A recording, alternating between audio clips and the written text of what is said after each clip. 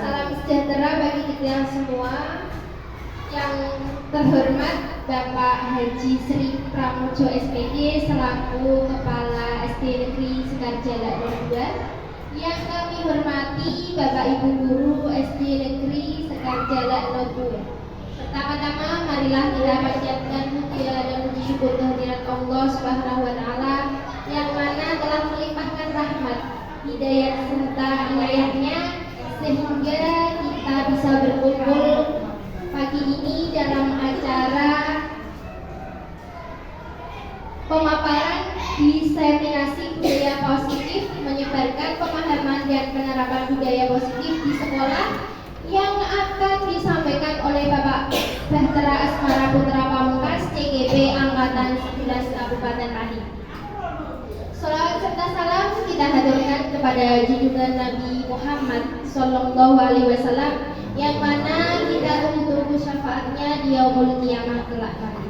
Bapak Ibu yang kami hormati, dalam pemaparan ini nanti kita bisa mengambil hal-hal yang positif, kita bisa meniru perjuangan Bapak Bahtera untuk mengikuti CGP Angkatan 11 nanti. Semoga yang belum terpanggil atau yang belum mengikuti, kita bisa mengikutinya. Acara kami buka acara yang pertama yaitu pembukaan. Memasuki acara yang pertama, marilah kita buka acara pada pagi hari ini dengan bacaan basmalah bersama. Bismillahirrahmanirrahim. Terima kasih. Dengan bacaan basmalah, semoga acara pada pagi hari ini berjalan dengan lancar. Acara yang kedua yaitu sambutan. Sambutan yang akan disampaikan oleh Bapak Haji Sri Pramojo. Waktu dan tempat kami persilahkan. Terima kasih. Assalamualaikum warahmatullahi wabarakatuh. Salam sejahtera bagi kita semua. Bismillahirrahmanirrahim. Alhamdulillahirabbil alamin. Wassalatu wassalamu ala asyrofil anbiya'i wal mursalin. Muhammadin wa ala alihi wasallam. Yang kami hormati, kami banggakan rekan-rekan Dewan Guru SD Negeri Sekarjala 2 yang berbahagia di pagi hari ini. Dan yang utama kami hormati dan kami banggakan Bapak Bahtera Asmara Putra Pamungkas SPD yang beliau menjadi calon guru CGP Angkatan 11 Kabupaten Pati yang berbahagia. Sebelumnya marilah kita panjatkan puja dan syukur kita kepada Allah SWT berkali akan menjaga karena nikmat yang diberikan kepada kita semua hingga kita dapat melaksanakan pertemuan pada pagi hari ini yang insya Allah pertemuan ini membawa berkah, membawa ilmu yang banyak untuk kita semua, yaitu dengan judul diseminasi budaya positif yang akan dibawakan oleh Saudara Bahtera Asmara Putra Pamungkas SPD yang akan memaparkan kepada kita semua. Yang kedua, salawat dan salam kepada Rasulullah Muhammad SAW yang kita anugerahkan dengan selama kita hidup dan kita bisa Bapak Ibu sekalian, di sini saya selaku yang dituakan di SD 2 selalu mendukung apa-apa saja program demi kebaikan, demi kemajuan untuk pelaksanaan pendidikan di SD Negeri Pemerintah di Sekarjala 2. Bapak Ibu sekalian, di pagi hari ini ada program dari guru penggerak Angkatan 11, yaitu diantaranya ada jadwal yang harus diikuti oleh Saudara Bahtera Asmara Putra Pamungkas, yaitu untuk diseminasi budaya positif yang artinya menyebarluaskan pemahaman dan penerapan budaya positif di lingkungan sekolah, khususnya pada pagi ini di sekolah kita di Sekolah. Ya, yang kami harapkan untuk kedepannya ilmu-ilmu yang diberikan kepada yang diterima kepada Bapak Badra Asmara Putra Pamungkas ini bisa mengimbas menular pada rekan-rekan kita sejawat, sehingga rekan-rekan ini punya semangat untuk dapat memajukan sekolah kita dengan kurikulum merdeka yang baru yang dikemas dalam undang-undang ini. Memang kita harus selalu proaktif untuk melaksanakan tersebut, termasuk nanti akan dipaparkan oleh saudara, yaitu dikemas dalam diseminasi budaya positif di sekolah. Ini sejalan dengan program pemerintah yang akhir-akhir ini kemarin saya juga kita sosialisasi di tingkat Kabupaten Pati bahwa sekarang kita harus menciptakan dalam pelaksanaan pembelajaran di sekolah itu yaitu sekolah ramah anak. Jadi pembelajaran yang dilaksanakan di sekolah tersebut menjadikan anak nyaman, jadi anak tentram, merasa kerasan di sekolah dengan adanya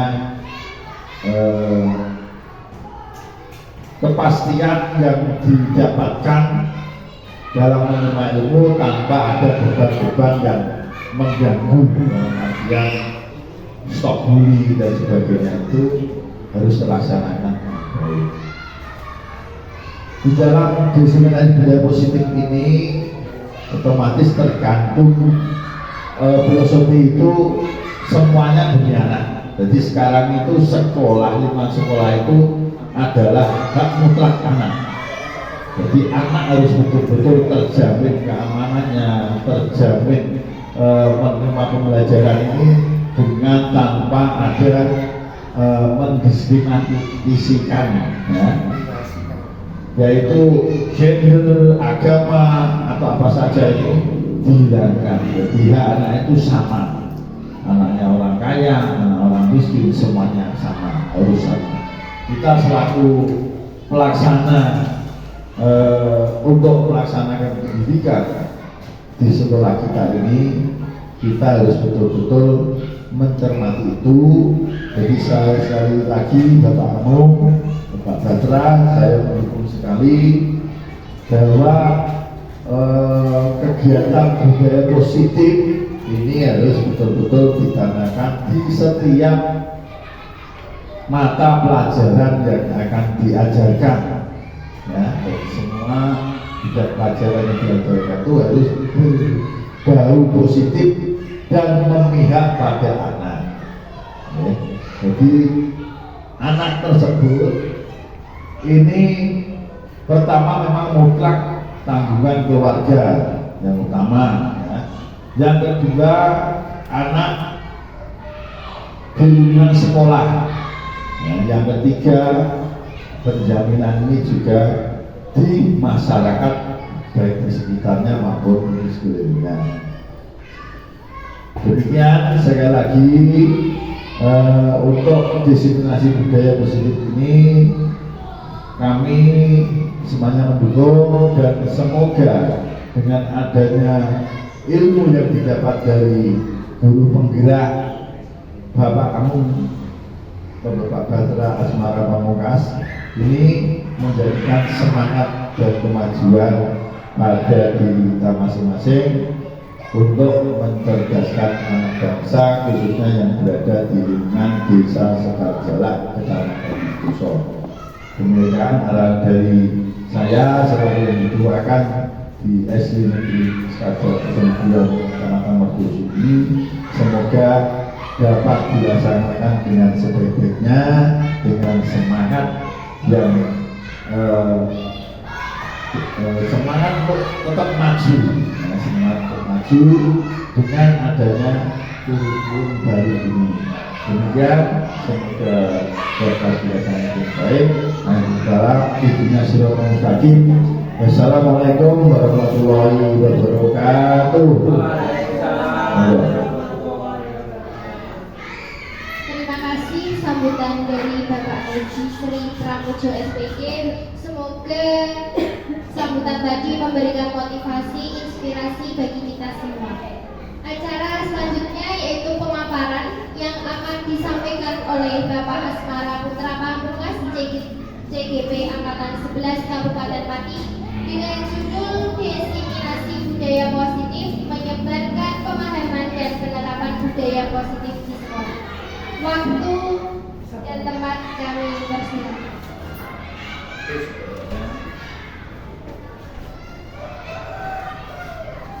Baik, terima kasih untuk pembawa acara. Assalamualaikum warahmatullahi wabarakatuh. Yang terhormat Bapak Kepala Sekolah Bapak Haji Sri Pramujo, yang saya hormati Bapak Ibu Guru SD Negeri Sekarjalan 2, terima kasih atas waktunya sudah berkenan hadir dalam acara diseminasi positif ini. Pertama-tama dan yang paling utama, tiada kata dan bahasa lain yang pantas terucap dari lisan manusia beriman, yaitu ucapan puji syukur bagi Allah Subhanahu wa Ta'ala, sehingga pada pagi hari ini kita semua dapat berkumpul dalam acara istilahnya forum diskusi menyebarkan pemahaman dan penerapan budaya positif di sekolah. Yang kedua kalinya, sholawat serta salam kita haturkan kepada junjungan Nabi besar kita. Beliau seorang manusia yang paling sempurna di muka bumi ini. Beliaulah Nabi Agung Muhammad Rasulullah SAW yang akan kita nantikan syafaatnya di yaumul kiamat nanti. Amin amin ya rabbal alamin. Baik Bapak Ibu, saya tidak akan berpanjang lebar, langsung saja pada inti acaranya, yaitu pagi ini saya akan memaparkan diseminasi budaya positif, yaitu menyebarkan pemahaman dan penerapan budaya positif di sekolah. Next. Ini perkenalan nih Bapak Ibu. Nah ini sebentar. Ini adalah yang paling sisi kanan, ini adalah ibu fasilitator saya, namanya Bu Maharoniati. Beliau berasal dari Boyolali. Beliau unit kerjanya itu di SMA Negeri Boyolali. Terus saya sendiri juga sudah tahu. Terus yang paling kiri itu adalah Ibu Siti Rukana sebagai pengajar praktek saya.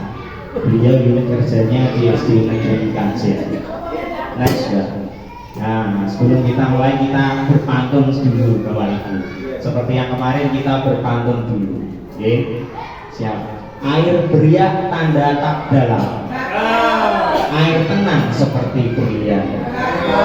Izinkan saya ucapkan salam untuk Bapak Ibu guru sekalian.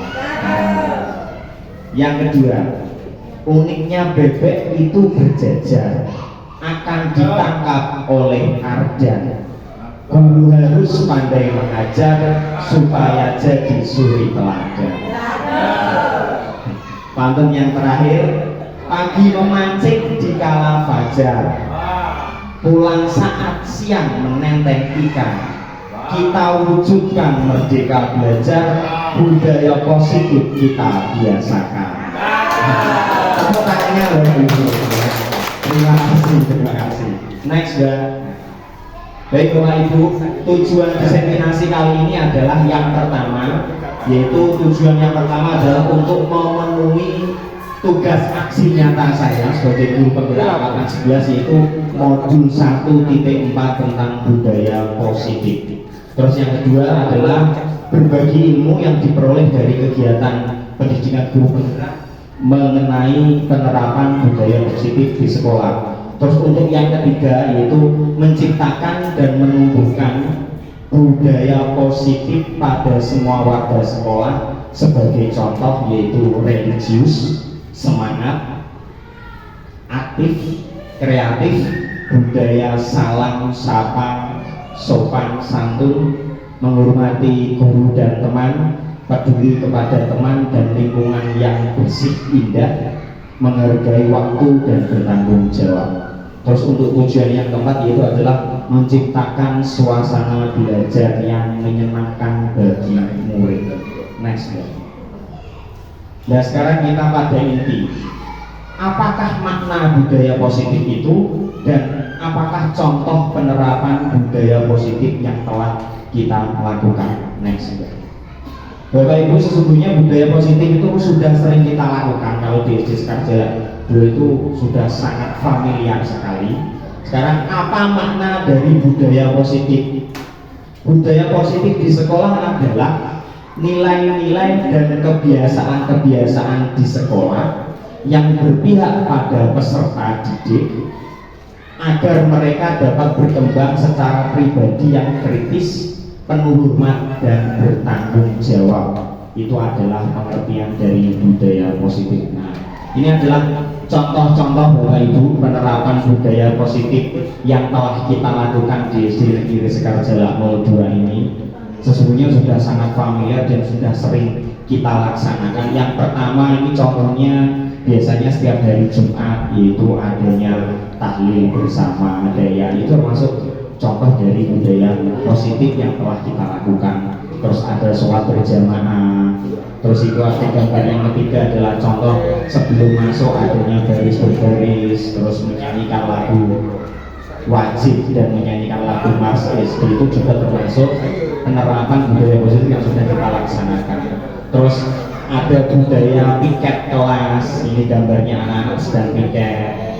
Terus budaya sebelum masuk kelas biasanya Bapak Ibu anak-anak saling dengan Bapak Ibu guru, itu juga termasuk budaya positif yang telah kita laksanakan.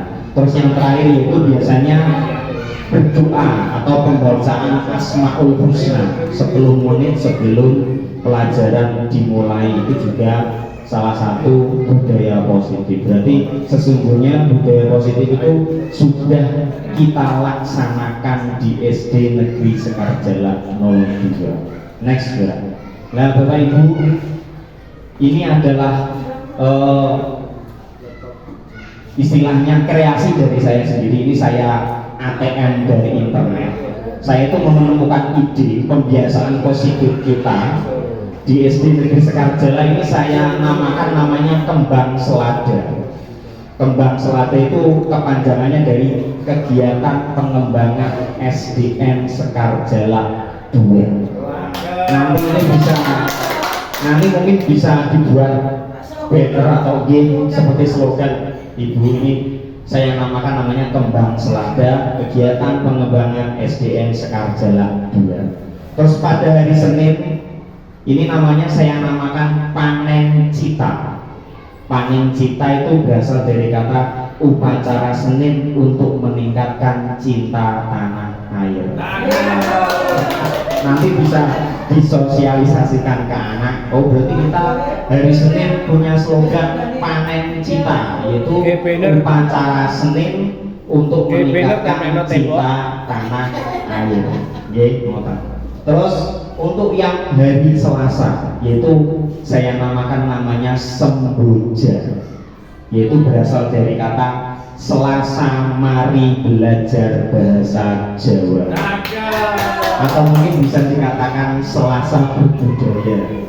Karena sekarang kan memang anak-anak itu sudah mulai istilahnya tidak bisa basa kromong ya. Istilahnya wong Jawa tapi boten Jawa ini. Hilang Jawa. Kalau dulu kan, kalau nggak salah namanya dulu itu Kamis berbudaya ya dulu kan sih. Ada. Nah, sekarang memang saya ganti hari Selasa itu Semboja. Selasa mari belajar bahasa Jawa. Terus hari Rabu, hari Rabunya saya namakan rambutan.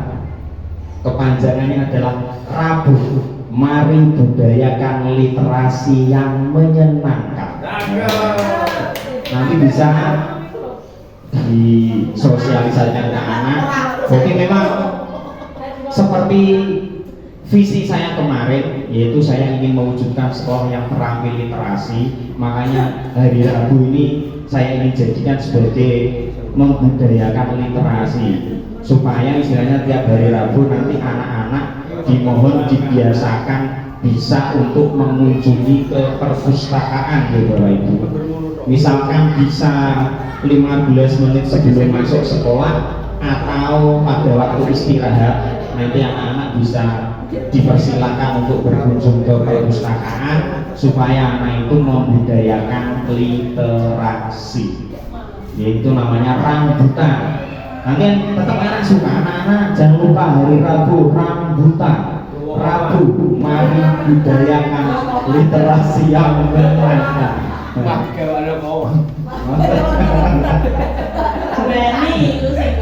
Terus selanjutnya saya tak pindah posisi sebelah sini. Selanjutnya yaitu kamelia. Kamelia itu adalah Kamis menghasilkan inovasi dan karya. Ya, biasanya kan kalau hari Kamis kan jadwalnya P5. Makanya ini saya buat istilahnya kamelia bagi anak-anak biar nanti menciptakan suatu proyek atau menciptakan inovasi karya-karya membuat barang seperti pelajaran-pelajaran yang ada di kelas ini termasuk salah satu. Terus selanjutnya yaitu hari Jumat. Biasanya kan itu tadi kita sudah melaksanakan ada tahlil ada ya. Terus akhirnya saya namakan namanya jus manis. Jus sendiri berasal dari kata Jumat selalu. Manisnya itu adalah meningkatkan keimanan dan kebersihan. Atau mungkin biasanya kalau hari Jumat kan Jumat sehat, Jumat bersih. Maka itu saya gabungkan namanya jus manis, yaitu Jumat selalu, betul, bukan juga untuk kesehatan, kebersihan. Jumat selalu meningkatkan keimanan, yaitu sudah kita lakukan, yaitu dengan adanya tahlil bersama, membaca Yasin, terus dan kebersihan. Nah ini sudah. Terus untuk yang terakhir yaitu hari Sabtu, yaitu saya namakan dengan sepatu. Senam sehat setiap Sabtu. Ini juga sudah kita laksanakan, cuman belum ada namanya. Ini saya kasih nama sepatu. Pripun Bapak Ibu, pembiasaan positifnya apakah bisa diterima? Nanti bisa kita buatkan banner, kita tempelkan tiap kelas diberikan ini biar anak-anak tahu. Jadi dari panen cita, terus Selasa itu semboja, Rabunya namanya rambutan, Kamisnya kamelia, Jumatnya jus manis, dan Sabtunya adalah sepatu. Next, Mbak. Oke, monggo diulangi, Mbak. Monggo sakit difoto. Kembang selada, dengan eleng-eleng kembang selada. Next, Mbak. Sekarang ini adalah kegiatan diseminasi modul 1.4 budaya positif ini terdiri dari apa saja nih? Next, Mbak. Yaitu konsep inti budaya positif ini ada banyak Bapak Ibu.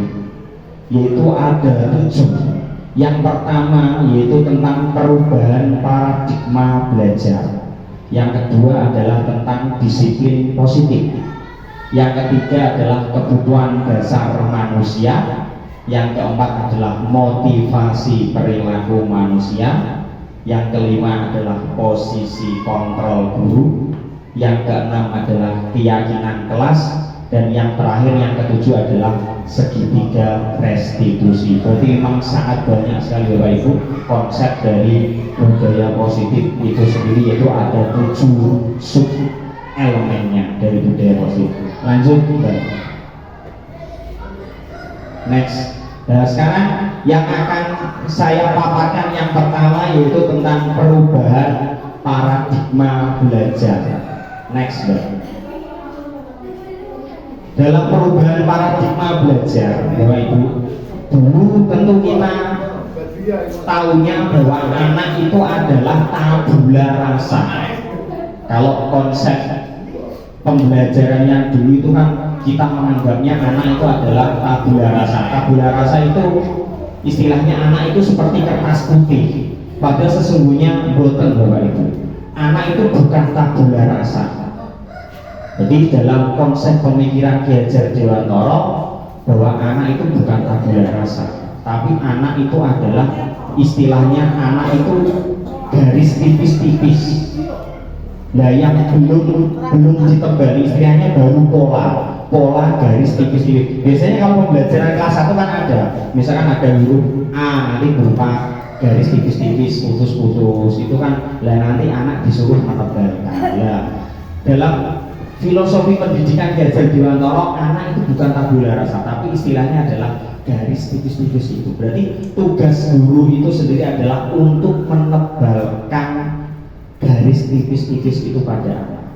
Istilahnya seperti itu. Terus yang kedua, semua anak terlahir dengan bakatnya masing-masing atau memiliki keunikan. Jadi filosofi pemikiran Ki Hajar Dewantara bahwa semua anak itu pasti punya bakatnya sendiri, punya keunikannya sendiri. Terus selanjutnya yang ketiga, filosofi menurut Ki Hajar Dewantara, tugas guru itu adalah menuntun Bapak Ibu agar bakat anak untuk tumbuh, untuk mencapai keselamatan dan kebahagiaan. Istilahnya di sini guru menuntun itu, sebagai guru itu kalau mungkin dulu itu pembelajaran itu kan berpusat pada guru. Istilahnya anak itu disuruh duduk diam, perhatikan cahaya. Nah yang menjadi pusat perhatiannya adalah guru di depan mengajarkan, ngomong terus begini bocah kon rungokno anteng tangane nek loro meja. Nah itu kalau menurut filosofi Ki Hajar Dewantara bukan seperti itu. Istilahnya kalau sekarang itu guru tugasnya menuntun itu adalah bahwa sekarang pembelajaran itu harus berpusat pada anak. Yang sebagai pusatnya itu anak bukan gurunya. Guru hanya berperan sebagai fasilitatornya atau dia menuntun anak. Maksudnya guru hanya menuntun anak itu untuk berkembang sesuai dengan bakatnya. Terus yang keempat, guru menurut filosofi Ki Hajar Dewantara adalah diibaratkan seperti seorang petani. Nah anak itu diibaratkan sebagai bijinya atau biji jagung. Berarti anak itu ya sebagai seorang biji atau sebagai biji, pasti dia sudah punya keunikan sendiri, punya bakat. Seorang guru itu tugasnya dia itu hanya menanam biji itu, guru itu memupuk biji itu, merawat supaya nanti biji jagung itu supaya bisa tumbuh dengan baik, dengan subur. Itu bagaimana? Itulah filosofi dari Ki Hajar Dewantara. Terus selanjutnya yang kelima, menurut filosofi Ki Hajar Dewantara adalah kodrat alam dan kodrat zaman. Berarti sekarang itu seorang anak, kita sebagai seorang guru mengajarnya harus sesuai dengan kodrat alam anak. Apa itu kodrat alam anak? Ya kodrat alam anak ya tadi keunikan anak, bakatnya anak sesuai dengan itu. Kita tidak boleh memaksakan anak. Kudune pintar iki le, kudune iso iki le. Tidak bisa seperti itu, karena setiap anak pasti punya keunikan tersendiri. Lah itu namanya kodrat alam anak. Terus selanjutnya yaitu kodrat zaman. Nah kodrat zaman di sini itu maksudnya ya sesuai dengan perkembangan zaman. Anak sekarang itu tidak bisa disamakan dengan anak zaman dahulu. Kalau mungkin zaman saya dulu gitu, seperti itu istilahnya ameh linggih ning ngajane guru rawan. Dia ora sopan lho.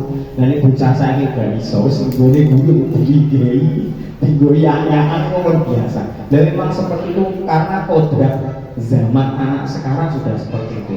Nah sekarang ya tugas guru itu sekarang untuk mengikuti perkembangan zaman dari anak itu sendiri.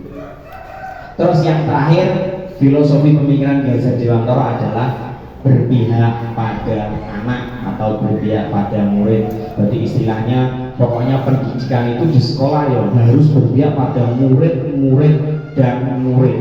Pokoknya yang inti fokus yang paling penting itu harus murid atau anak. Next ya, perubahan paradigma. Untuk membangun budaya yang positif, sekolah perlu menyediakan lingkungan yang positif, aman dan nyaman agar murid-murid mampu berpikir, bertindak, dan mencipta dengan merdeka, mandiri, dan bertanggung jawab. Lazimnya disiplin dikaitkan dengan kontrol, dalam hal ini kontrol guru dalam menghadapi murid. Next, Mbak. Nah, ini perubahan paradigma Bapak Ibu, teori kontrol atau namanya teori ilusi, dipaparkan oleh Dr. William Glasser dalam kontrol teori untuk meluruskan miskonsepsi tentang kontrol. Yang pertama adalah ilusi guru mengontrol murid. Berarti pada dasarnya Bapak Ibu, seorang guru itu tidak bisa mengontrol murid, tidak bisa, itu hanya ilusi. Tapi posisi yang sebenarnya adalah bahwa murid itu mengizinkan guru untuk mengontrol dirinya. Kalau murid itu tidak mengizinkan, maka seorang guru tidak akan bisa mengontrol muridnya. Itu istilahnya adalah ilusi kontrol. Istilahnya murid itu mengizinkan dirinya untuk dikontrol. Itu contoh dari penerapan ilusi kontrol. Terus yang kedua, ilusi bahwa kritik dan membuat orang merasa bersalah dapat menguatkan karakter. Yang ketiga, ilusi bahwa semua penguatan positif, efektif, dan bermanfaat. Ini maksudnya adalah segala usaha untuk mempengaruhi murid agar mengulangi setiap suatu perilaku tertentu adalah suatu usaha untuk mengontrol murid itu sendiri. Terus yang keempat, ilusi bahwa orang dewasa memilih hak untuk memaksa.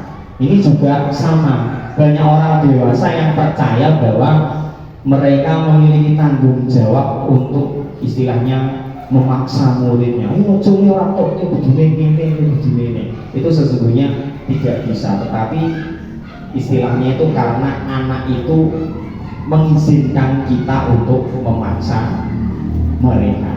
Next, Mbak. Nah, ini Bapak Ibu contoh paradigma stimulus respon teori kontrol. Yang pertama, kalau yang pertama dulu namanya stimulus respon, istilahnya adalah kebutuhan kita sama, tapi kalau menurut teori kontrol kebutuhan kita itu berbeda, itu pasti. Terus selanjutnya, semua orang melihat hal yang sama, itu kalau menurut stimulus respon. Tapi kalau menurut teori kontrol, setiap orang pasti memiliki gambaran yang berbeda. Selanjutnya, orang lain bisa mengontrol saya, tapi kalau menurut teori kontrol, hanya Anda yang bisa mengontrol diri Anda sendiri. Jadi orang lain tidak bisa mengontrol Anda. Next saja, Mbak, langsung. Dan sekarang kita sampai poin yang kedua, yaitu disiplin positif. Next, ya. Nah, disiplin positif menumbuhkan disiplin yang didorong dalam diri anak tanpa hukuman dan hadiah. Jadi di sini disiplin itu berasal dari kata disiplina yang artinya belajar, Bapak Ibu. Disiplin mengacu pada disiplin diri yang memiliki tanggung jawab terhadap apa yang dilakukannya berdasarkan nilai-nilai yang diyakini. Terus yang kedua, disiplin positif merupakan salah satu penerapan disiplin yang bertujuan untuk menumbuhkan kesadaran, memberdayakan peserta didik tanpa imbalan atau penghargaan, atau ancaman atau hukuman. Berarti maksud dari disiplin positif di sini itu istilahnya anak itu punya kesadaran dari dalam dirinya sendiri. Berarti anak itu melakukan disiplin tanpa embel-embel adanya hukuman atau penghargaan. Istilahnya seperti ini. Anak berangkat ke sekolah jam 7, itu kan kedisiplinan. Kalau anak punya motivasi dari dalam dirinya atau intrinsik, tidak ada embel-embel karena takut dihukum, maka nanti anak itu akan punya kesadaran, oh aku dini makan esok lah ben tekan sekolah orang kawanan benar. Tapi kalau anak punya embel-embel hukuman, pasti kan ada embel-embelnya. Wah, aku makan esok, ada makan esok mau mudah dihukum. Lah itu ada embel-embelnya. Karena hukuman. Atau mungkin bisa juga saya tak berangkat pagi ya. Soalnya gue nih saya makan pagi itu hadiah. Nah, itu juga karena ada motivasi ekstrinsiknya dari luar, bukan dari kesadaran dalam dirinya sendiri. Berarti adanya disiplin positif ini adalah untuk menumbuhkan kesadaran dari dalam diri anak sendiri. Next ya. Sekarang selanjutnya yaitu adalah nilai-nilai kebajikan. Next ya. Nah, nilai-nilai kebajikan di sini itu adalah maksudnya adalah nilai yang disepakati bersama, lepas dari suku bangsa, agama, bahasa maupun latar belakang. Nilai-nilai kebajikan di sini tuh terdiri dalam 3 kategori gitu, yaitu ada yang berdasarkan profil pelajar Pancasila. Itu Bapak Ibu sudah tahu tentunya profil pelajar Pancasila itu yang pertama adalah beriman dan bertakwa kepada Tuhan dan berakhlak mulia, berkebinekaan global, gotong royong, mandiri, kreatif, inovatif. Terus kalau menurut Ibu Primarius atau PYP, nilai kebajikan itu adalah toleransi, rasa hormat, integritas, mandiri, menghargai, keingintahuan, kreativitas. Kalau nilai kebajikan dalam keterampilan hidup atau life skill itu adalah dapat dipercaya, lurus hati, pendengar yang aktif, tidak merendahkan orang lain, dan memberikan yang terbaik pada dari diri kita sendiri. Next lagi kebutuhan dasar manusia, yaitu sekarang kita sampai pada kebutuhan dasar manusia. Apa itu kebutuhan dasar manusia? Kebutuhan dasar manusia adalah segala sesuatu yang kita lakukan untuk mendapatkan apa yang kita inginkan. Seluruh tindakan yang kita lakukan itu pasti memiliki tujuan tertentu, dan semua usaha terbaik yang kita lakukan adalah dalam rangka agar kebutuhan dasar kita terpenuhi dengan baik. Next. Nah, ini 5 kebutuhan dasar manusia, Bapak. Berarti konsep kebutuhan dasar itu ada 5.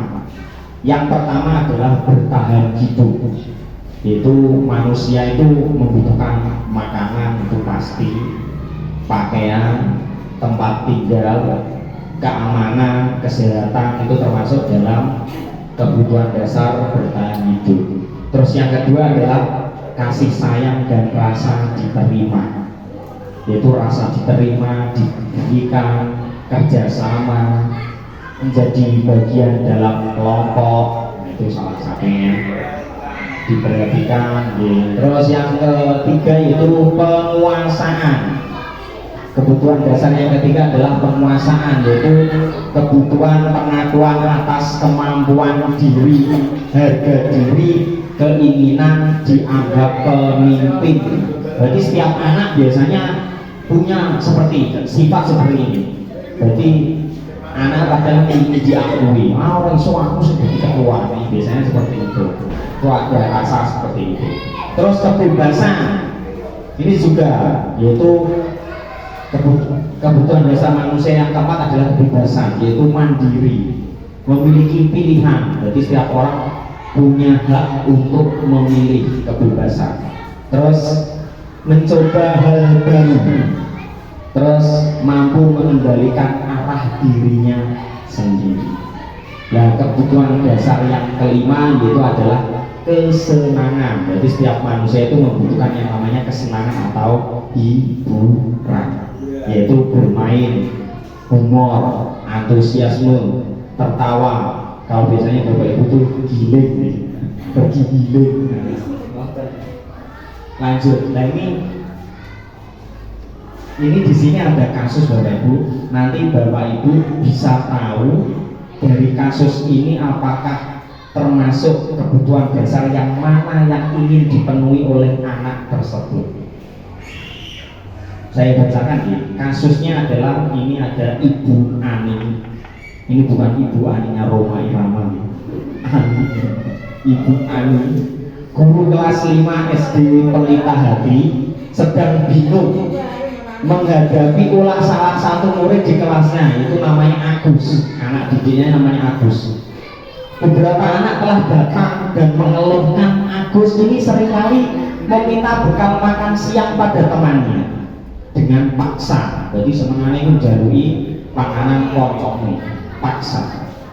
Terus jika ini istilahnya Anda disuruh membayangkan, jika Anda ini menghadapi situasi seperti Ibu Ani, apa yang akan Anda lakukan? Menurut Anda, kira-kira apa alasan Agus melakukan hal itu? Berarti Agus itu kan dia berusaha untuk memenuhi 5 kebutuhan dasar itu. Next, Mbak. Next. Nah, jadi dalam konteks tadi Bu, Bapak Ibu ya, dalam konteks kasus tadi, maka sebagai Ibu Ani itu kita harus mencari tahu alasannya terlebih dahulu. Tindakan apa mengapa Agus kok sampai melakukan hal tadi, sesukanya minta makanan pada temannya. Nah ini ada 5 jawaban Bapak Ibu. Kalau tergantung dari jawaban Agusnya. Yang pertama, apabila Ibu Ani tadi menanyai Agus, kenapa kok kowe yang jalui panganan koncong senangnya kok ngoyok ngono? Kalau jawabannya Agus, saya lapar Bu, dan orang tuanya tidak pernah membawakannya bekal atau mungkin orang tahu dia sangu ya mungkin. Maka kebutuhan yang ingin dicari Agus itu adalah kebutuhan bertahan hidup, Bapak Ibu. Berarti Agus itu kekurangan dalam hal kebutuhan bertahan hidup. Itu kalau jawabannya Agus lapar atau tidak dibawa orang di sangu misalnya. Kalau yang kedua, terus Agus ditanya lagi misalkan, terus jawabannya Agus kok aku seneng nih ganggu koncoku misalkan seperti itu ya. Karena dia ingin istilahnya mencari perhatian ya. Maka 5 kebutuhan manusia tadi yang dicari Agus adalah kebutuhan tentang cinta dan kasih sayang. Berarti mungkin Agus di rumah itu kekurangan kasih sayang. Organ broken ya Pak, kemungkinan seperti itu bisa. Orang kayak bekal ngomong. Berarti tak simbol aku itu anak roh itu. Itu kalau yang pertama Pak. Terus yang ketiga bisa jadi PKB juga. Yang ketiga, kalau jawabannya Agus, wah, kowe kenapa Gus kok seneng ganggu kancamu? Terus Agus jawabannya, wah, aku seneng nek kancaku do wedi karo aku. Istilahnya. Ya, ini pengen jadi jeger atau biar takut sama saya, Bu. Maka kebutuhan yang diinginkan Agus itu adalah penguasaan. Berarti dia itu ingin diakui dirinya. Agus itu ingin pengakuan atas dirinya. Oh, kalau Agus kondang jeger istilahnya seperti itu. Salah pergaulan. Nah, terus yang keempat, kalau jawabannya Agus ditanya Bu Ani, Agus kenapa kok senengan jalui panganan kanca? Terus aku jawabannya saya bosen ya, istilahnya saya apa nih kan boring kalau apa. Saya bosen Bu, bekal yang dibawakan ibunya hanya itu tuh namanya tempe, aku bosen. Ibu kualon. Kualon kayak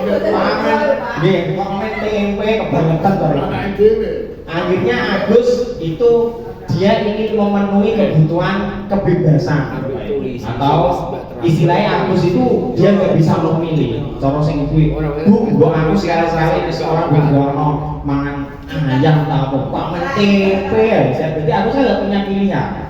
Jadi dipaksa orang terus orang iso kan bujune mangan begitu tempe ya. Pamrok iki duit kan. Wong kowe anak iki yo. Ya.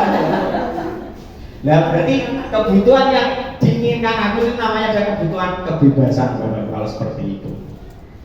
Terus yang terakhir, Gus Agus. yang terakhir Gus ini, misalkan Gus Agus, kok seneng isengnya kenapa lele ganggu konco. Terus Agus jawabannya, saya suka iseng dari Pak, istilahnya. Oh ibu, maaf.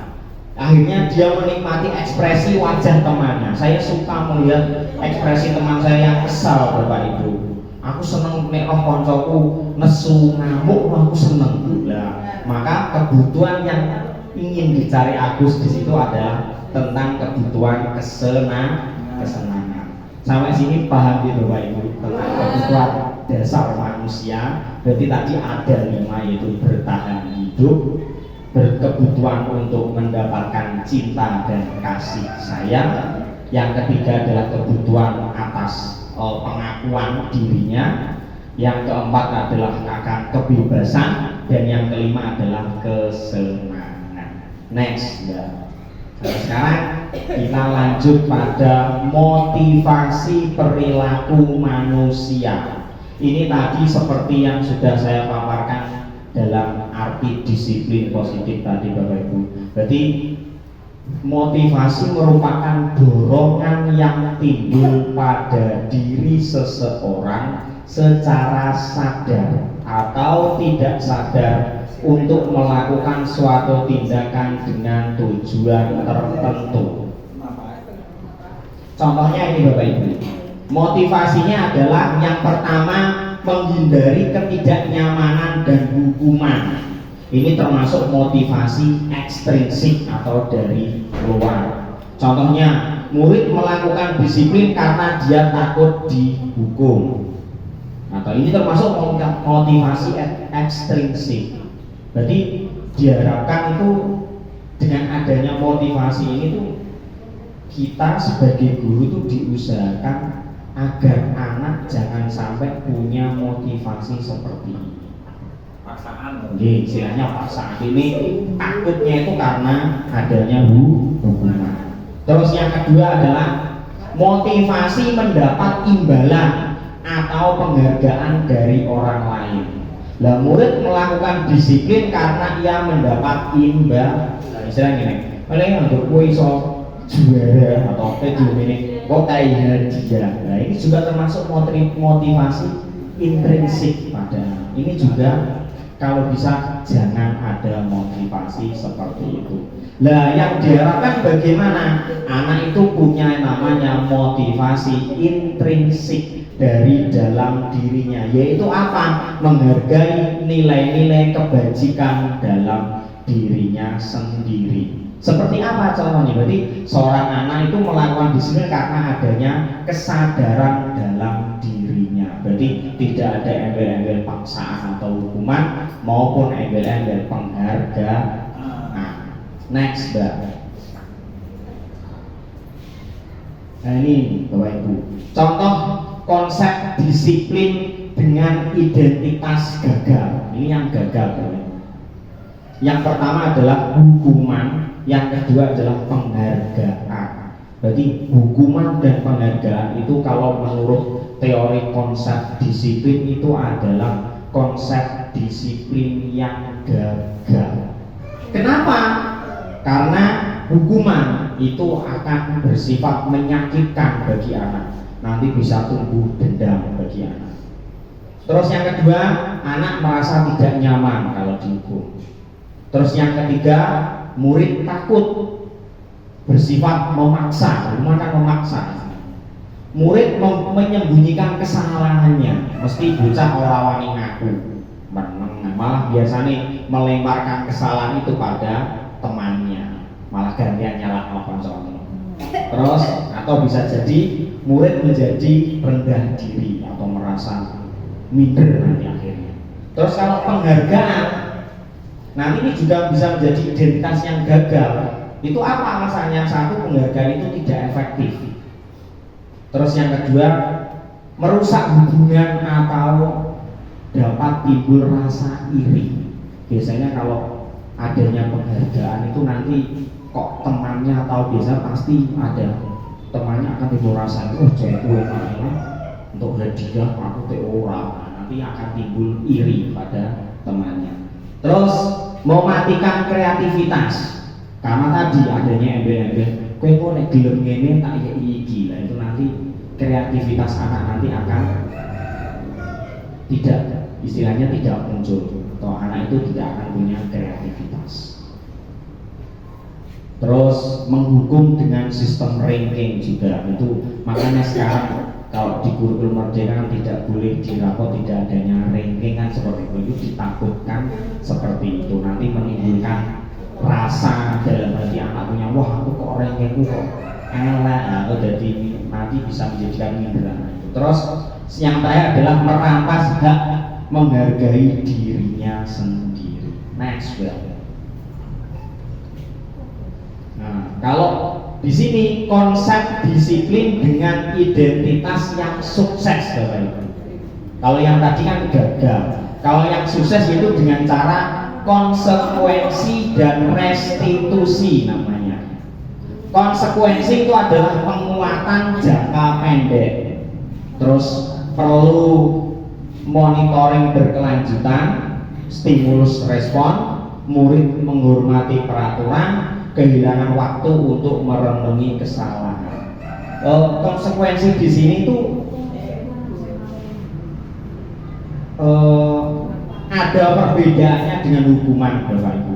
Kalau hukuman itu kan istilahnya satu arah, berarti hukuman itu kan ada peraturan. Nah, peraturan itu yang membuat kan hanya istilahnya satu apa namanya kalau diibaratkan hanya satu arah itu yang membuat ya bukan atas kesepakatan. Kalau peraturan itu sekolah membuat peraturan ya harus dipatuhi, itu namanya hukuman. Tapi kalau konsekuensi itu tidak. Konsekuensi itu istilahnya antara guru dan murid itu saling bersepakat, istilahnya membuat perjanjian, itu namanya konsekuensi. Terus yang ketiga, keempat maaf, yaitu restitusi, yaitu murid bertanggung jawab untuk perilakunya, fokus pada memecahkan masalah jangka panjang. Murid menghormati dirinya dan orang lain, teori kontrol, dan murid bersemangat memperbaiki kesalahan. Next, Nah ini Bapak Ibu perbedaan antara hukuman, konsekuensi, dan restitusi. Kalau hukuman itu tidak terencana atau tiba-tiba, tapi kalau konsekuensi itu terencana dan disepakati antara guru dan murid. Misalkan seperti ini, jadi kalau membuat konsekuensi mungkin kan Bapak Ibu, jadi membuat kesepakatan antara murid seperti ini. Misal, kalau yang tidak bawa buku pelajaran pada waktu atau mungkin nggak mengerjakan PR, nanti kita membuat kesepakatan kita naik rumahnya, mungkin seperti itu. Nah, kalau sudah disepakati itu namanya konsekuensi. Tapi kok tidak ada kesepakatan, guru kok langsung kamu nggak mengerjakan PR, silakan tulis di kertas saya berjanji akan mengerjakan PR sampai 3 lembar. Nah itu termasuk hukuman, masuknya di hukum. Kalau konsekuensi itu sudah adanya kesepakatan antara guru dan murid seperti itu ya. Nah, mungkin dengan denda disepakati, kita sepakat, Bu, Pak, seorang bayar PR denda, nah itu bisa. Nah kalau sudah ada kesepakatan nanti masuknya konsekuensi. Terus restitusi yaitu proses menciptakan kondisi bagi murid untuk memperbaiki kesalahan. Jadi anak itu dilatih untuk memperbaiki kesalahan. Itu nanti saya jelaskan tentang restitusi itu pada akhir. Next, Nah, sekarang Bapak Ibu mohon, ini sekarang di sini ada kasus, nanti Bapak Ibu bisa jawab langsung ya. Itu termasuk hukuman atau konsekuensi. Untuk yang pertama, mencatat 100 kali di dalam buku, yaitu kalimat saya tidak akan terlambat lagi. Karena terlambat sekali termasuk hukuman atau konsekuensi Bapak Ibu?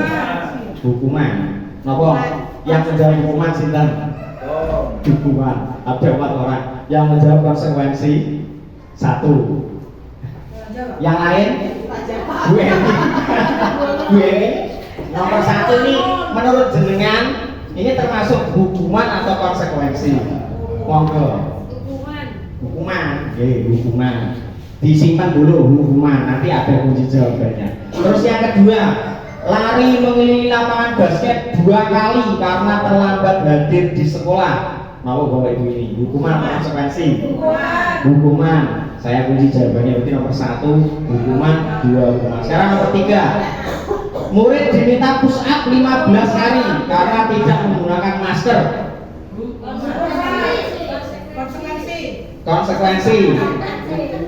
Berarti maksudnya konsekuensi ya? Konsekuensi atau hukuman?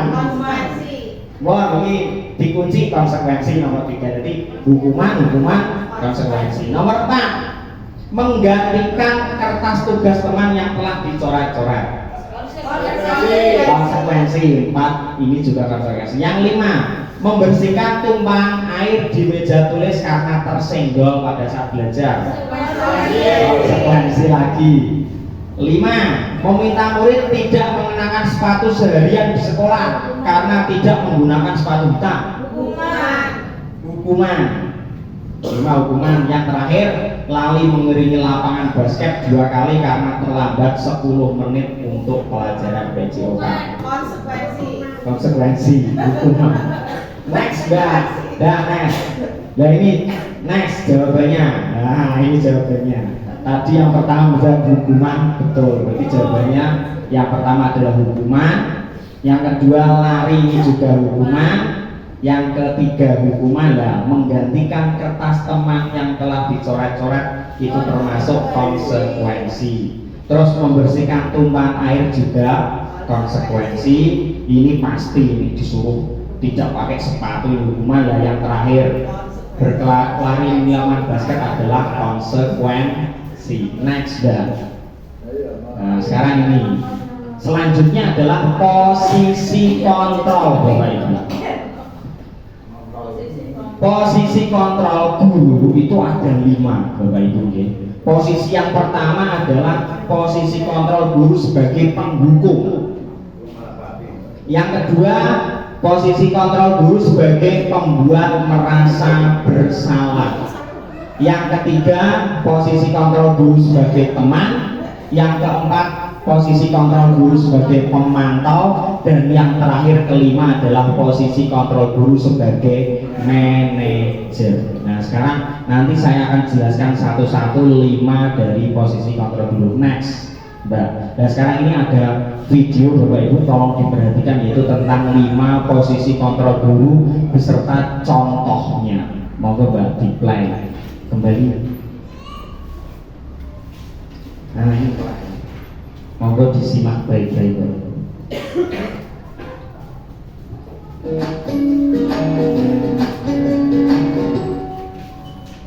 Salam bahagia Ibu dan Bapak guru hebat. Dalam penerapan disiplin positif restitusi, salah satu program yang dikembangkan adalah 5 posisi kontrol. 5 posisi kontrol dalam restitusi adalah proses perjalanan seorang pendidik agar dapat mengenali dirinya. Pada video kali ini, kita akan membahas tentang 5 posisi kontrol yang dikembangkan oleh Diane Dawson dan contoh penerapannya.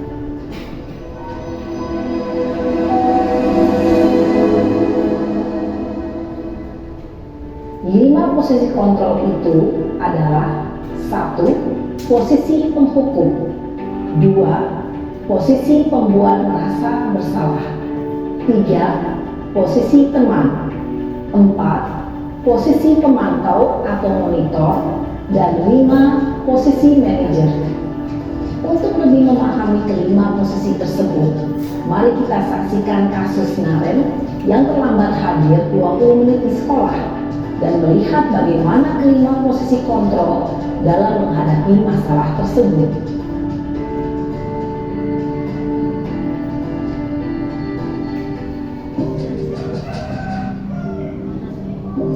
Nah, ini adalah contoh posisi kontrol penghukum Bapak Ibu yang pertama.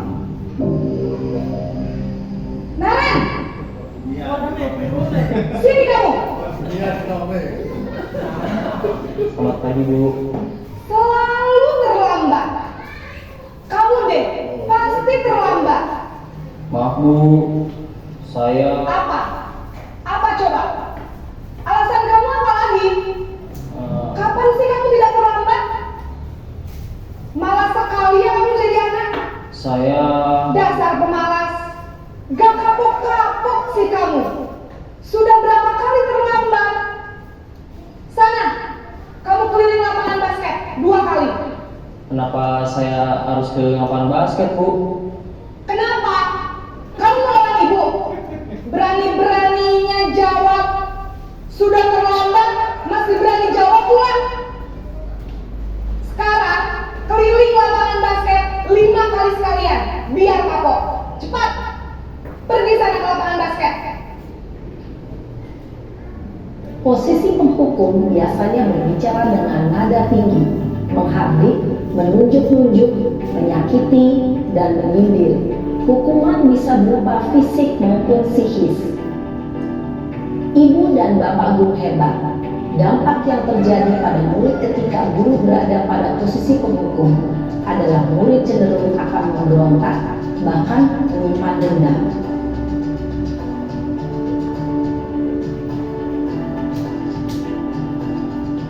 Ini contoh posisi membuat merasa bersalah.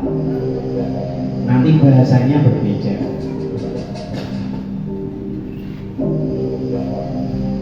Naren!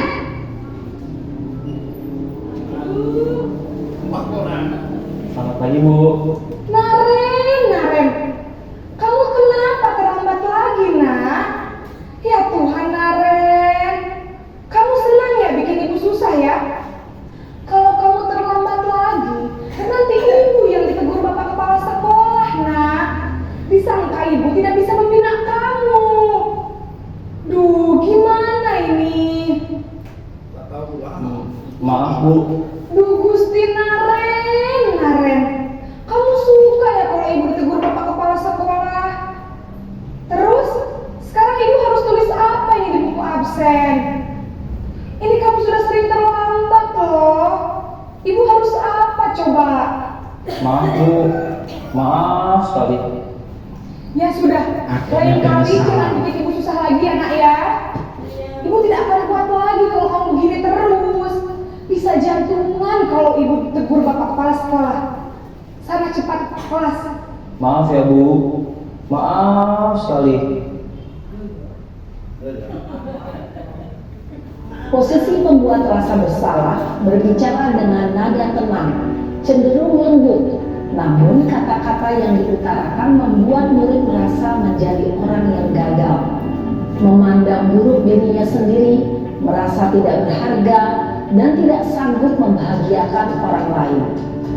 Ketika guru mengambil posisi pembuat rasa bersalah, murid akan menganggap dirinya yang bersalah dan ia akan menyimpan emosi negatif tersebut di dalam dirinya. Ini contoh yang ketiga, posisi kontrol sebagai teman.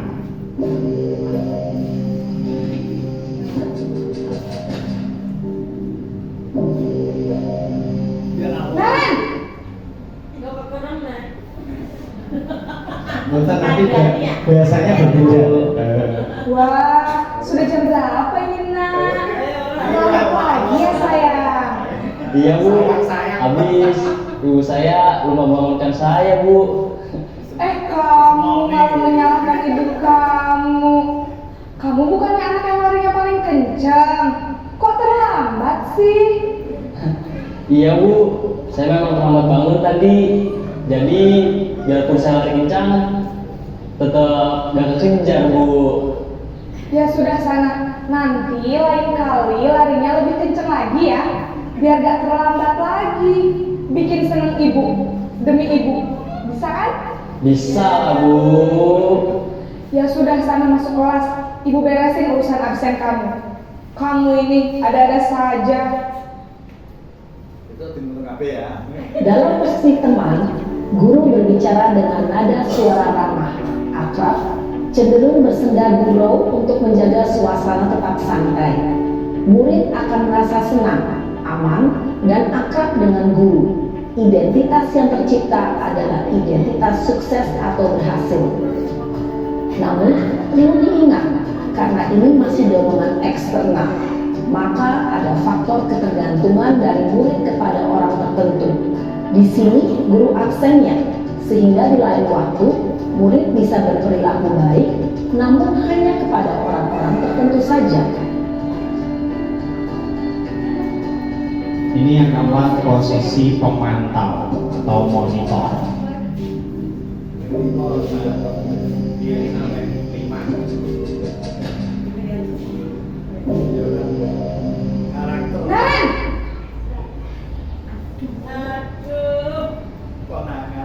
Selamat pagi Bu.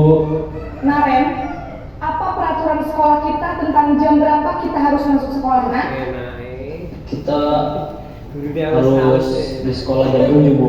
Iya betul, sekarang sudah jam 7.20. Naren sudah tahu konsekuensinya jika terlambat hadir.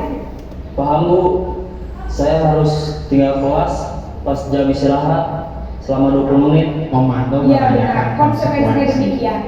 Jadi nanti jam 9.30 pas istirahat, kamu harus tinggal di kelas, kerjakan tugas tambahan untuk ketertinggalan kamu, ya? Baik Bu. Posisi pemantau mengandalkan penghitungan atau data untuk mengontrol murid. Guru mengarahkan murid berdasarkan peraturan dan konsekuensi. Seorang pemantau menunjukkan bahasa tubuh dan ekspresi wajah yang datar dan cenderung formal. Ini yang terakhir Bapak Ibu itu posisi kontrol manajer.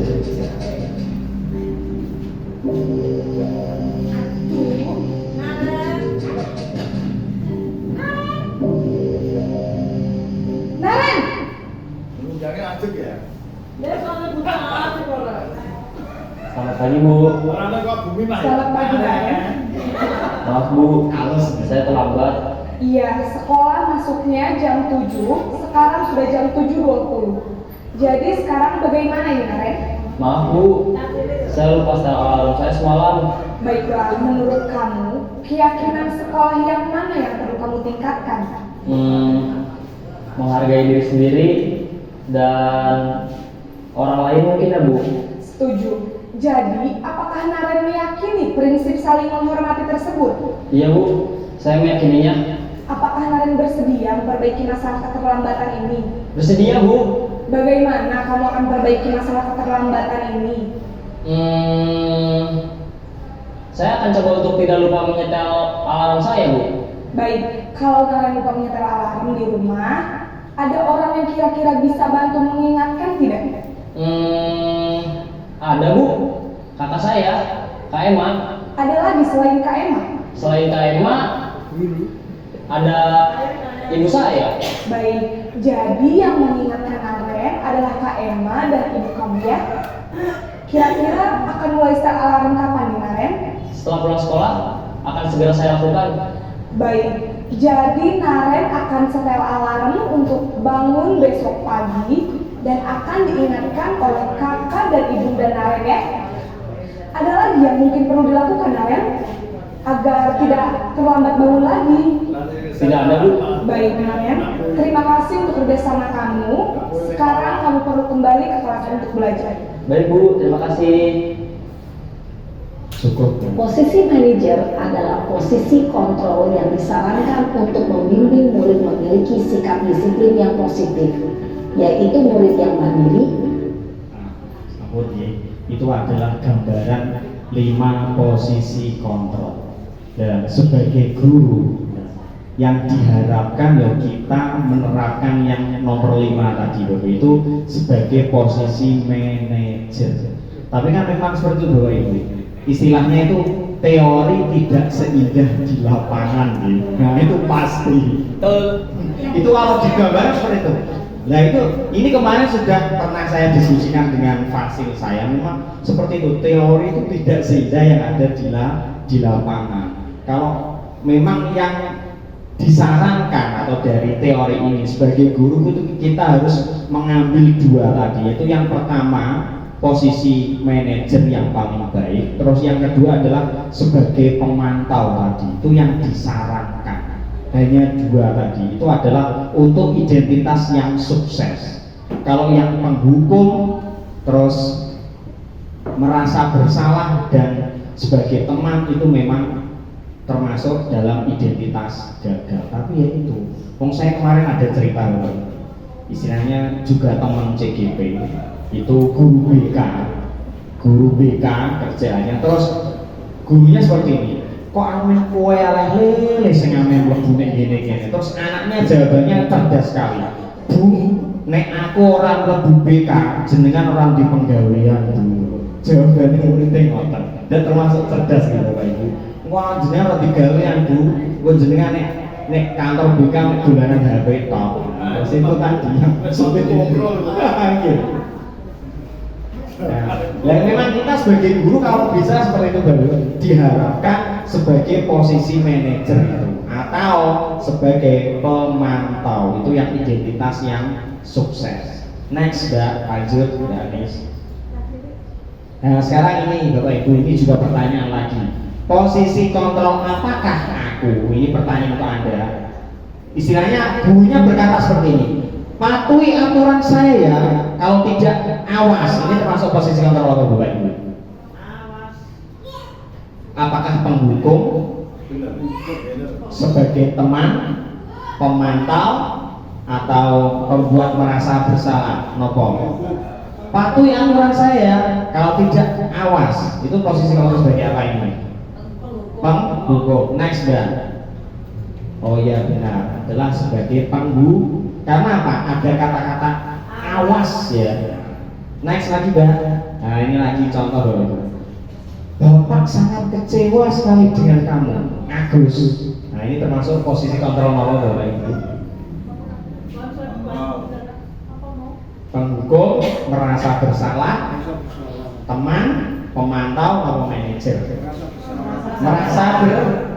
Membuat merasa bersalah. Next Mbak. Apakah betul zero? Betul. Karena apa? Tadi kecewa, maka nanti seorang anak akan merasa bersalah. Next, nah sekarang posisi kontrol ini. Apa rencana kamu untuk memperbaiki hal ini? Ada bahasa seperti itu. Termasuk apa ini? Pemantau, teman, atau merasa bersalah, atau manajer? Monggo, salah bukan pemantau. Next ya, apakah benar? Salah, ternyata manajer Bapak Ibu. Berarti kalau manajer itu seorang anak diberi opsi dia untuk memperbaiki kesalahannya sendiri. Next lagi Mbak. Nah sekarang ini, ya sudah, kali ini tidak apa-apa, nanti Bapak bantu bereskan. Ini nodong. Teman next Mbak. Iya benar, teman. Oke, itu sebagai kita sebagai kocok diri ini loh, nanti saya bereskan. Next lagi. Nah ini, apa yang telah kamu lakukan? Pemantau. Next Mbak. Iya benar, pemantau. Next lagi Mbak. Nah, next lagi Mbak. Nah sekarang kita sampai pada, kalau tadi ada 5 posisi kontrol, terus sekarang adalah keyakinan kelas. Apa itu keyakinan kelas? Keyakinan kelas adalah nilai-nilai kebajikan atau prinsip-prinsip universal yang disepakati bersama secara universal, lepas dari latar belakang suku, negara, bahasa maupun agama. Menurut Gosen, suatu keyakinan akan lebih memotivasi seseorang dari dalam intrinsik. Seseorang akan lebih bersemangat untuk menjalankan keyakinannya daripada hanya sekedar mengikuti serangkaian peraturannya. Next Mbak. Nah ini tahapan menciptakan program kebajikan. Ini cara membuat keyakinan kelas. Next saja Mbak. Nah ini pembentukan keyakinan kelas Bapak Ibu. Berarti dalam kelas itu kita harus membuat keyakinan kelas atau kesepakatan kelas. Ini pembentukannya yang pertama adalah bersifat abstrak, yang kedua berupa pernyataan universal, yang ketiga dibuat dengan pernyataan positif. Keyakinan kelas itu harus sedikit saja, tidak usah banyak-banyak biar mudah diingat. Terus sesuai dengan kondisi kelas dan semua warga kelas dilibatkan atau adanya kesepakatan antara guru dan murid. Next. Nah ini contoh Bapak Ibu, ini kemarin saya sudah melaksanakan contoh keyakinan kelas. Yang pertama ini saya menjelaskan tentang keyakinan kelas. Terus anak itu saya suruh menulis dalam kertas post-it. Inginnya anak itu apa? Kowe jaluk aku nek kelas itu apa cak? Malah tak ngono. Inginmu kepiye? Wah jawabannya aneh-aneh Bapak Ibu. Anak saya suruh menulis. Nah ini. Terus next Mbak. Lah terus akhirnya saya suruh menempel. Banyak sekali Bapak Ibu. Ono sing jawabannya saya ingin ada PR Pak, tapi sedikit saja. Nah, saya ngomong terus kalau Pak Amung mengajar tidak boleh marah-marah. Ngomong banget sama. Terus dia ada sesuatu datang tepat waktu. Terus ada lagi tidak mengejek temannya. Nah, menuliskan semuanya. Terus ada lagi pembelajarannya yang guyon saja Pak, nggak usah serius-serius. Nah, anak juga ada yang nulis seperti itu. Pokoknya sesuai dengan nilai kebajikan saja Bapak Ibu. Terus akhirnya saya ulas, saya bacakan. Nanti kan harus disepakati bersama. Istilahnya keyakinan itu yang ditulis anak yang sesuai dengan peraturan sekolah, sesuai dengan nilai-nilai kebajikan secara universal. Next Mbak. Nah, terus akhirnya tersusunlah keyakinan kelas saya, kelas 4 sudah saya tempel di situ. Terus ini adalah contohnya keyakinan kelasnya, disiplin waktu. Bagaimana anak sepakat? Sepakat Pak. Nah kalau anak sudah sepakat, nah itu nanti bisa dijadikan konsekuensi untuk anak. Terus yang kedua, selalu menjaga kebersihan, berbicara dengan sopan, saling menghargai dan rukun dengan teman. Terus ini pembelajaran yang serius tapi santai. Ini jaluk anis bocah. Nah ini yang terakhir yang keenam, selalu mengerjakan PR tapi jaluk aneh. Ojo akeh-akeh Pak, dia tak turuti. Karena itu anak maunya seperti itu, saya turuti. Oke, wes orang lah PR, tapi tak IPR terus ya. Tapi tadi nanti disepakati bagaimana keyakinan kelas kita sudah disepakati. Sepakat Pak. Lah kok kira-kira kowe melanggar keyakinan sekolah yo, ngono Pak, didenda ya Pak. Nah, sudah sepakat. Itu membuat keyakinan. Lah anak itu nanti akan istilahnya itu Bu, dari keyakinan kelas itu bisa menimbulkan kesadaran dalam dirinya sendiri. Next ya. Nah sekarang ini adalah tadi Bapak Ibu itu tentang restitusi. Apa itu restitusi? Restitusi adalah proses menciptakan kondisi bagi murid untuk memperbaiki kesalahan mereka sehingga mereka bisa kembali pada kelompok mereka dengan karakter yang lebih kuat. Dalam restitusi ini, guru menerapkan posisi kontrol sebagai seorang manajer. Next, Mbak. Next. Nah, ini contoh tahapan segitiga restitusi, Bapak Ibu. Yang pertama itu adalah menstabilkan identitas namanya. Jadi anak itu ditanya, istilahnya ditanya itu, kenapa kowe kok seperti tadi? Kenapa kamu kok terlambat? Itu namanya menstabilkan identitas. Terus validasi tindakan yang salah itu ditanya alasannya. Tadi Naren, apa alasanmu kenapa kamu terlambat? Itu adalah validasi tindakan yang salah. Baru yang terakhir adalah menanyakan keyakinan. Menanyakan keyakinan itu adalah bagaimana cara kamu Naren untuk memperbaiki kesalahan kamu seperti itu. Next, Mbak. Next lagi, next saja. Bon, lagi. Nah, ini contoh Bapak Ibu. Ini contoh kasus, nanti ada video cara penerapan segitiga restitusi karena waktu sudah beranjak siang gitu.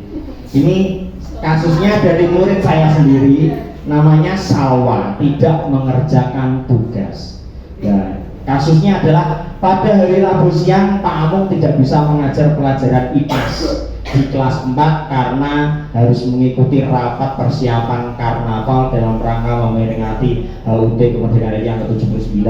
Terus Pak Amu memberikan tugas pada kelas 4 agar kelas tidak kosong. Namun Salwa tidak mengerjakan tugas, ia malah tiduran di kelasnya dan akhirnya justru tidur sungguhan. Terus akhirnya Salwa tidak mengumpulkan tugas. Keesokan harinya Pak Amung tahunya itu setelah memeriksa, ternyata ada satu anak yang tidak mengerjakan tugas. Terus akhirnya Pak Amung memanggil Salwa. Terus saya menerapkan segitiga restitusi tersebut. Next, Mbak. Ini video Bapak Ibu contoh penerapan segitiga restitusi dengan menggunakan posisi kontrol guru sebagai seorang manajer. Dengarkan ini, video ini rada bagus. Waalaikumsalam, silakan masuk Salwa. Silakan duduk. Etok ini. Salwa, kamu tahu kenapa dipanggil Pak Amu ke sini? Ini namanya menstabilkan identitas.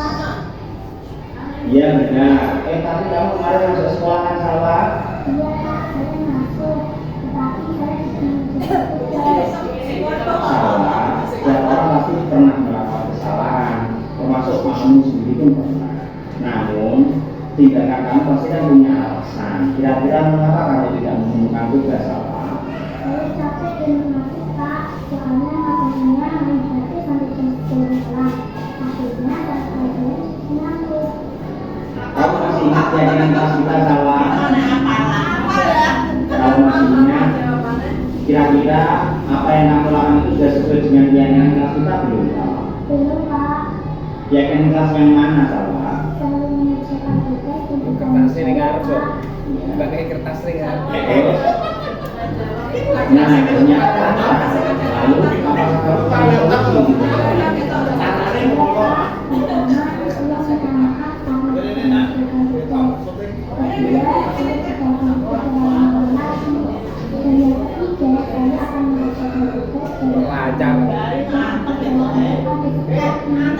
jadi Pak Amu apresiasi tanggung jawab Itu ya.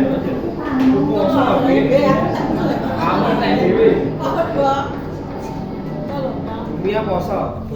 Nah itu next Mbak, itu adalah contoh ya Bapak Ibu, itu adalah contoh penerapan namanya segitiga restitusi. Dan nanti mungkin bisa diterapkan Bapak Ibu penerapan segitiga restitusi. Istilahnya neng mamuk bocah itu terus mau dengan cara tapi ya tadi teori tidak seindah di lapangan. Kok penting ya memang Bu. Gini Bu, kalau untuk 5 posisi kontrol, kalau menurut saya kalau untuk anak SD kita menerapkan posisi kontrol yang sebagai teman, itu anak malah nggak paham nih atau membuat merasa bersalah. Istilahnya mungkin belum sampai. Bocah Cak SD kok merasa bersalah kan belum istilahnya, mungkin pikirannya belum sampai. Nah kalau mungkin usia SMP, SMA mungkin bisa. Ya memang anak SD harusnya memang itu manajer gitu ya. Kalau pemantau atau pembuat merasa bersalah nanti anak tetap enggak. Kalau anak SD istilahnya pikirannya dulu. Kalau sebagai teman itu mantu gedine bocah itu malah ngelunjak lagi. Kalau anak SD kita posisikan sebagai teman itu malah ngelunjak. Jadi memang belum, kalau anak SD belum bisa. Kalau ya memang bisanya ya tadi yang pertama sebagai manajer. Sekarang sebagai penutup Bapak Ibu, hal-hal lain yang penting untuk dipelajari dalam proses menciptakan budaya positif baik di lingkungan kelas maupun sekolah adalah bagaimana menciptakan kerjasama yang baik antara murid, guru, rekan sejawat, pemangku kepentingan sekolah, dan orang tua sehingga budaya positif ini dapat berlangsung secara berkelanjutan. Next ya. Terima kasih Bapak Ibu atas waktunya sudah berkenan dalam menghadiri acara ini. Saya mengucapkan terima kasih yang sebanyak-banyaknya karena Bapak Ibu sudah membantu saya, sudah memberi arah pada saya. Pokoknya saya mengucapkan terima kasih yang sebesar-besarnya. Sekian presentasi dari saya, pemaparan dari saya. Semoga ilmu yang kita dapatkan hari ini bermanfaat untuk keberlanjutan dan kemajuan SD kita tercinta ini, yaitu SD Negeri Sekar Jalan 02. Sekian dari saya Batra Asmara Putra Pamungkas, CGP Angkatan 11. Assalamualaikum warahmatullahi wabarakatuh. Acara sepenuhnya saya kembalikan pada pembawa acara.